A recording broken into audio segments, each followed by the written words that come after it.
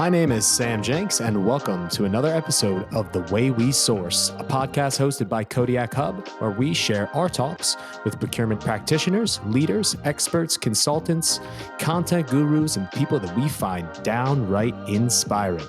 Today, we have the pleasure of hosting leading procurement consultant, podcaster, co-founder of Proctopus, founder of Procurementsoftware.site, and an all-around digital nomad, James Meads. James, welcome to the show. That's a great intro, Sam. Thank you. I feel very inspired by that. Inspired, that's the way that we need to start things off. Now, I want to start with a bit of a softball question, maybe something that other people have been wondering. How in the heck does an Englishman wind up living in Bulgaria? Well, we grow up on this cold, rainy island where it's January for 3 months and April pretty much for the other 9. And yeah, one of the things, I guess we'll talk about this a bit later, but one of the things that drove me to set up my own business was I really wanted to have location independence and to optimize. I looked at what are the two biggest things that you spend money on? How much money you give to the government in taxes and how much you pay on your rent or your mortgage every month. So I thought if I could pretty much halve both of those, then I'm on the path to financial independence. And the sweet spot is Bulgaria and accelerated remote work by COVID. You're in the best position possible. Yeah, I wanted to stay in Europe. I feel very much European, even though I'd love to spend winters in Argentina or South Africa or somewhere like that. But yeah, I like the European lifestyle. So yeah, it suits me fine here. I'm with you.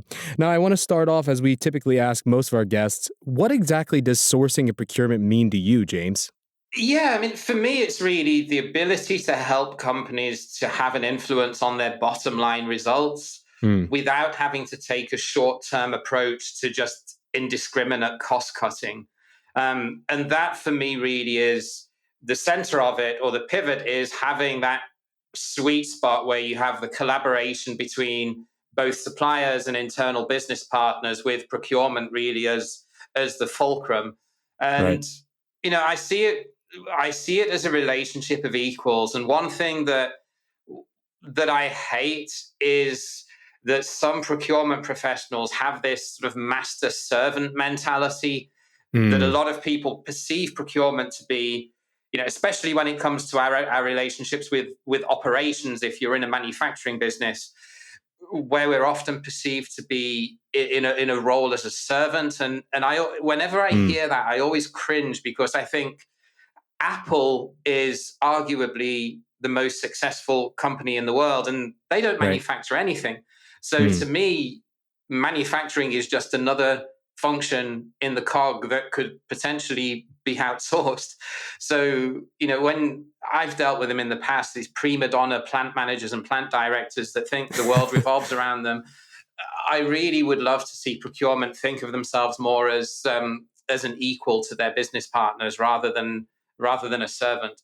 Right. And I think maybe that comes somewhere from the traditional understanding of the value chain, where procurement sits very much as a support function. I think that we've seen that shift in the more recent years, not only being able to impact the bottom line, but also top line growth by leveraging the supplier base. And I think that one of those aspects, of course, that's helping procurement to accelerate that is, in fact, technology, is, in fact, strategy, and, of course, new talent. What I'm curious of is, you are somebody that is I would say one of the profiles in Procure Tech. How is it that you got interested in that particular space within the broader procurement industry? I saw a lot of my role in corporate as being taken up with a lot of wasteful processes and administrative work, and I'm not unique in that respect. And no, category managers or procurement managers that are not sort of CPOs or directors, we're pretty well paid, experienced professionals, but we spend on average between a third and a half of our time on tasks that are not really strategic and value added. And I just thought, sales don't do that. No. They have admin assistants and they have technology. Procurement doesn't. So, I'm a bit of a productivity nerd anyway, and I was reading into some of these productivity gurus and what they say about, look at anything that is not a core task, look to either eliminate, automate, or delegate it. And Mm, delegation is difficult in procurement because we often don't have admin assistants or support functions within our org structure. Quite wrongly, I think, but that's the reality in a lot of large corporates. Eliminate, yes, there is a lot of process waste that is just work for work's sake, but mm, we are also limited in terms of our influence over that if that's being driven by functions like legal or internal audit, for example, that we can't control. But an area that we can control is how much of our workload we can potentially automate, or at least partially automate, to right. get rid of a lot of the spade work that we have to do on a day to day. And that's really what got me interested in how technology can drive that. And like most people, when I first started looking into this, I'd heard of SAP Ariba and Cooper and a couple of the sort of more niche procurement tech companies that are very active in their marketing and Sure. with their content, but I didn't really know much beyond that. And it really opened my eyes when I saw just the breadth of technology that's out there to facilitate procurement professionals these days. And it's growing and it's expanding, as you know. I mean, since COVID, even more so. But even when back in 2019 I started looking into this, with a view of wanting to do a podcast around this topic, I was just amazed at how much tech was out there that I just never heard of. And I mean, the space is growing, but I think that that's valuable insights that you're giving about either eliminating, automating, or delegating. And the automation is definitely the element we can control. I'm curious, were you sitting as a practitioner? You come from a background as a practitioner, right? For those that don't know your background, working at, multinational companies, Jaguar, Essity, Kimberly Clark, and you've been stationed around the globe. I mean, was this something that was a focus as a practitioner? Not really, no. I mean, I've never really been working in companies that have been cutting edge in terms of the tech that they deploy. I mean, Mm, like most practitioners, I'd used e-sourcing tools and I'd run online auctions, and I'd right. used a little bit of tech here and there. But no, I mean, I've certainly not worked in a world-class procurement function. When you look at the ones that are always put in shining lights as being the leaders, I've never Yeah. worked in that environment. So yeah, I wasn't really exposed to the real cutting edge tools as a practitioner. No. Can I ask why did you leave the practitioner life? Well, other than getting frustrated at all of the day-to-day stuff that procurement practitioners get dragged into, ultimately I wanted I wanted to have location independence, and I wanted to build Mm, something that didn't necessarily involve selling my time for money. And I do think right. that, one of the things that I think in hindsight would have been a good career move when I was younger would have been maybe taking a step into a different function to get some team leadership Mm, experience. Because if you don't get that pretty early on in your career, you're pretty limited in terms of career development. Because once you hit your sort of mid 30s, if you don't have that, then no one's really willing to sort of give you a try and get and allow you to sort of learn on the job. A lot of these roles that involve managing people, it's a deal breaker if you don't have prior experience. So yeah. I think that the fact that I realized that, in terms of career development, unless I retrained or did something completely different, that was always going to be a bit of a roadblock. But just the determination to want to have more of a lifestyle type business rather than a corporate job, really. Great answer. And a bit of not only about the way we source here, we're talking about career, life advice. I dig it, James. I'm curious if we shift gears a little bit and talking about, where you are today versus where you were before. You currently have founded or been a part of the founding ventures of Pro- uh, Proctopus, if I'm saying it correctly, as well as then Yeah. ProcurementSoftware.site. Would you maybe just want to plug a little bit and talk about those two ventures and what it is that you're doing at both of those? You're very kind, Sam. I'd love to. Yeah, well, Proctopus really is. We're a networking group. We're five procurement practitioners who really got to know each other over LinkedIn during the first lockdown when COVID hit, and we were Mm, all quite concerned about what was going to happen and finding work during that time. And we set up Proctopus initially just as a way to network and grow our personal brands a little bit and meet other procurement professionals online, yeah, because obviously all of the conferences were cancelled. And we've got a little bit of sponsorship now that helps us to keep it running. But we don't really want to run it as a business. It's really just to help to grow and network people and connect people in this space that are not necessarily meeting each other face to face, especially yeah, internationally. It allows you to do that. very We cool. do Proc Meet every month, which is a monthly Zoom session where we have sort of small breakout rooms. We have had a couple of in-person drinks meetups in London that are more sort of ad hoc, but it's mainly a virtual networking group. We have Proc Live, which is like a monthly LinkedIn Live chat with guests that we bring on. And we also have a podcast that we do every month called Proctorcast. Very cool. I mean, any organization, network, whatever it is that can sign off having beers as an ad hoc activity, I'm on board for. What about ProcurementSoftware.site? Could you tell us a little bit about that, which is also then in junction to the podcast that you've started? It is, yeah. So I started a podcast in March 2020 called the Procure Tech podcast, which was ultimately a recognition of the fact that I saw digital as being a really interesting area that I wanted to dive more into. And I'd seen the success of DPW that had their first conference back in Yeah, 2019. But I didn't really see much audio and visual content around the digital ecosystem specifically. I mean, there were procurement podcasts out there, Art of right. Procurement being the oldest and the best known, but there wasn't really anything that focused on digital. So that was really the grounds for starting the podcast, really to get connected with a lot of these companies and learn more about what they're doing and try and showcase some of the lesser known tech and startups that are out there that don't have the budgets to sponsor all of these conferences. And really the website was a natural progression from that. So I Yeah, recognize that a lot of the existing research and a lot of the existing content and websites that are out there that showcase procurement technology are very much focused on solutions for large enterprise customers. And there's nothing mm, wrong with that. That it's a big market, but I do have the sense or the impression that everyone's chasing after what I call the hottest girl at school. All chasing after this enterprise audience, when I really see the growth and the potential in solutions for mid-market businesses that are yeah, made, because that's where the greenfield growth is, right? I mean, mm, most enterprise level organizations have done some degree of digital transformation. Now, right.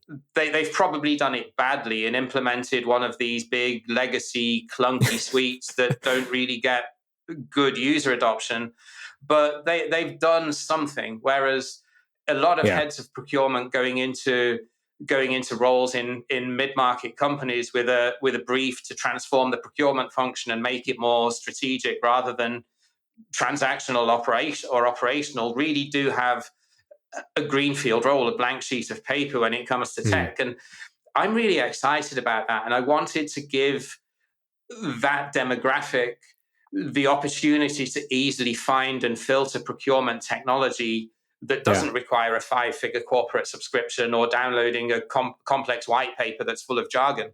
I think it's also in line with kind of the way the world's work, moving towards why pay to play anymore when you can have so much more open source. And I think that it's really unique and interesting what you've done. I think that some other networks out there have done it, but you've done a great job also uplifting, like you say, some of these less known actors. We've been on your podcast. We're a part of the ProcurementSoftware.site as a sponsor, and also then matching kind of the lesser known startup growth venture brands with that mid market creates a match that I think is rather significant within the space, and it's a little bit unique within its offering as well. So for that, I think we all thank you in this space.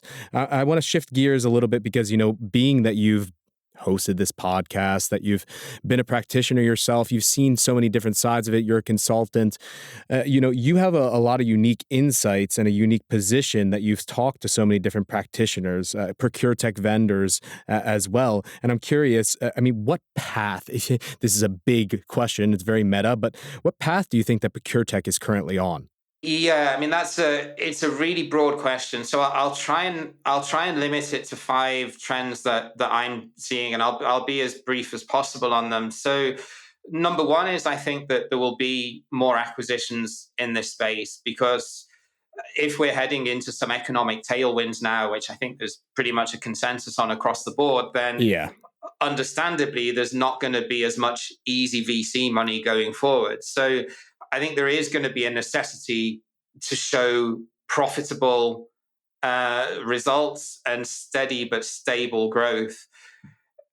If companies are not doing that, then I think they're going to be prime targets for acquisition. Now, Hmm. whether I sincerely hope that some of the big boys, or dare I say the dinosaurs, don't come in and acquire all of the innovative tech and then trample on it. That's one concern that could happen. But I Yeah. also think there will be a lot more partners and alliances as well, as companies really just try and work together to get sales, or to deepen their ecosystem. Um, I think the investment in procurement technology from companies that are buying procurement software Yeah. will now be driven. Initially, I thought it was going to be ESG that was going to drive this. I now think actually that the necessity to fight inflation, as Mm. well as improving operational efficiency, are going to be the driving factors behind this. So it's not so much now about driving cost savings. It's about it's about limiting cost increases, or driving cost avoidance, I would almost say. If you've got better data, and if you can work closer with your Right. suppliers, and if you've got all the things that digital procurement provides, Mm. along with the operational efficiency to handle the bandwidth of all of the supply chain challenges, and some of the compliance and additional bureaucracy and legislation that's going to come about because of ESG requirements that are going to be a necessity going forward. Um, Yeah.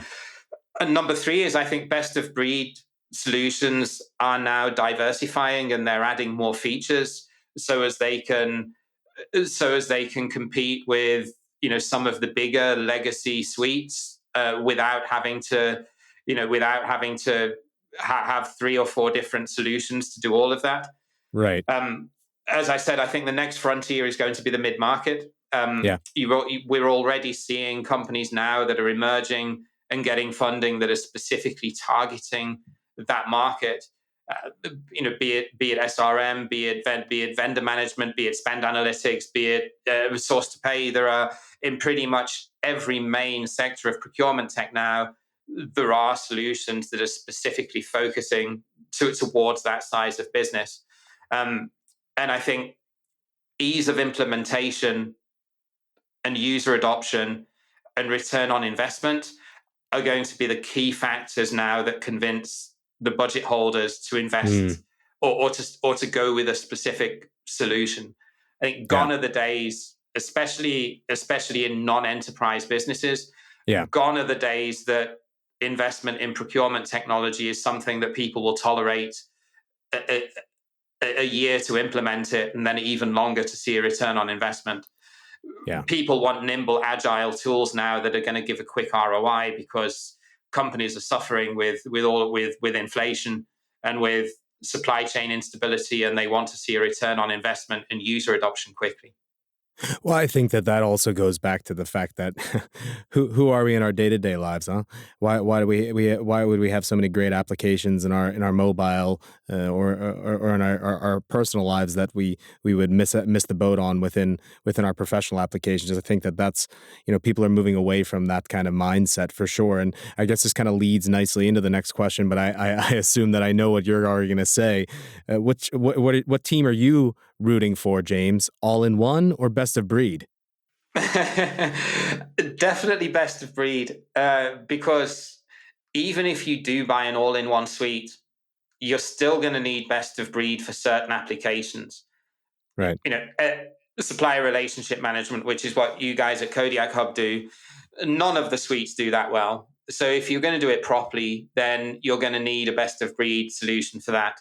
Mm. Contract lifecycle management, if you want anything that's beyond just a signature routing and repository piece of software, you're going to need to go best of breed for that as well. Mm. Mm. And likewise for spend analytics. All of these suites have a spend analytics module, but none of them are very good. And if you talk to their salespeople, they will quietly behind the scenes, off the record, actually admit that. So I can see why companies do go for all-in-one suites, especially large Right. enterprises, because they can see that. And if I go back to Dr. Eloise Epstein's spider diagram, where she designates that there will be a platform at the center of all of this tech, I can see why companies go for that approach. But I think it's a very expensive solution to buy one of these suites and then just essentially use it for source to pay. You can get best of breed source to pay tech on the market for a fraction of the cost. So Mm. I understand and I agree with what she says about having a platform or about having a single source of truth for all of your data. Right. But I don't necessarily think you need to buy one of these big expensive suites to do that.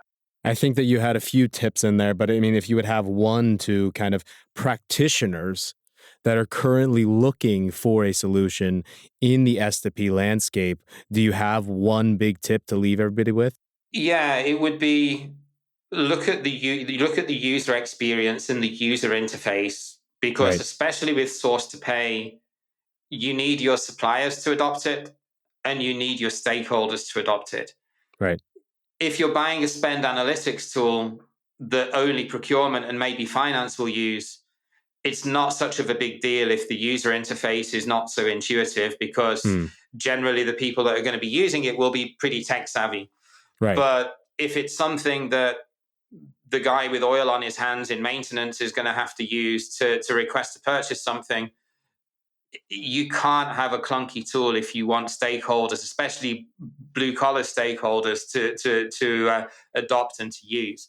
So Yeah. that would be my number one. And a lot of these best of lists and a lot of these reviews and analysis don't really take this into consideration to the level that I believe it should be. The Yeah. other thing I would say is look at who their existing customers are, both Yeah. in terms of company size and industry sector. Um, a lot of these tools now are starting to drill down and focus more on specific industry sectors, Yeah. because they want to. In a crowded market, you have to niche down. There's a phrase that the riches are in the niches, which only rhymes in American English.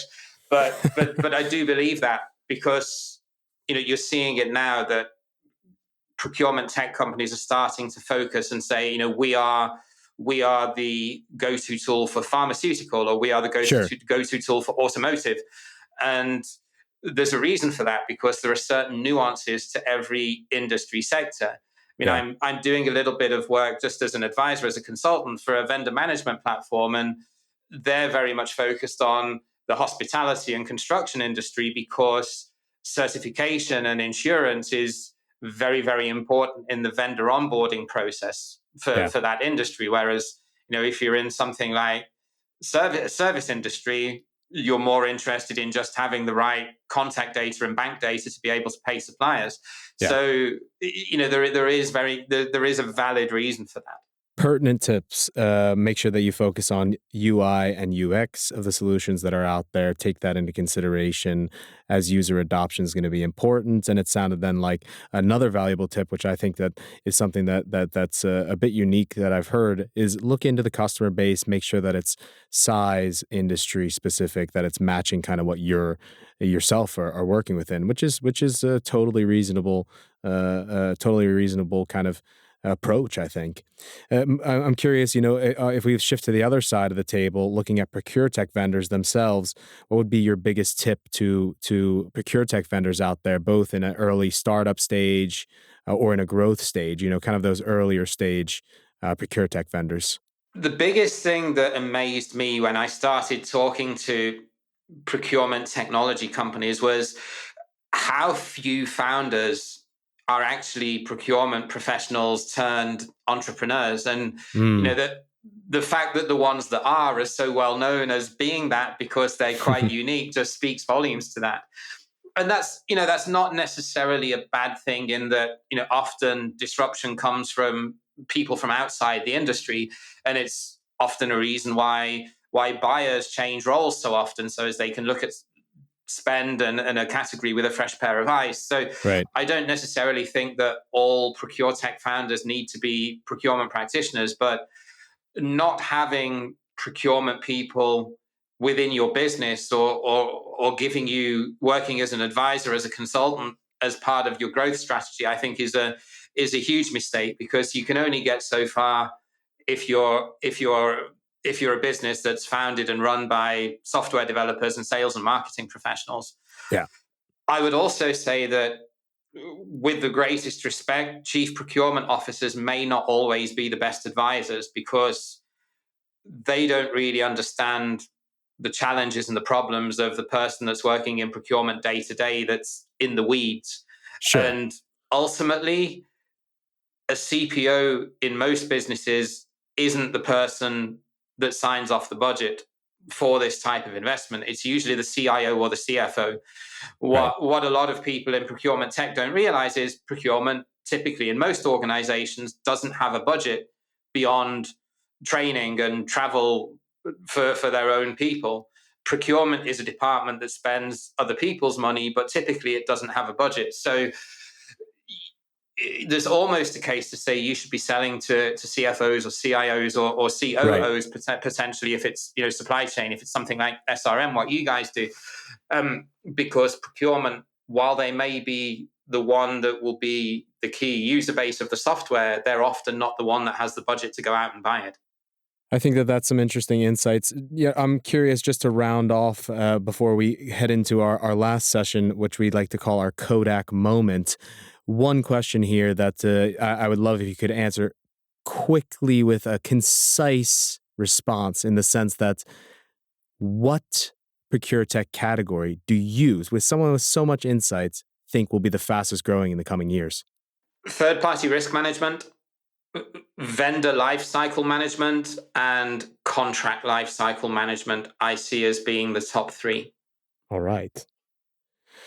Now we've come into the last session. Thank you so much for answering these fantastic questions. I think that there's been so many great insights, and now we get into having a little bit of fun here on the way we source. We typically like to finish off all of our episodes with a session that we call the Kodak moment. Well, Kodiak moment, haha.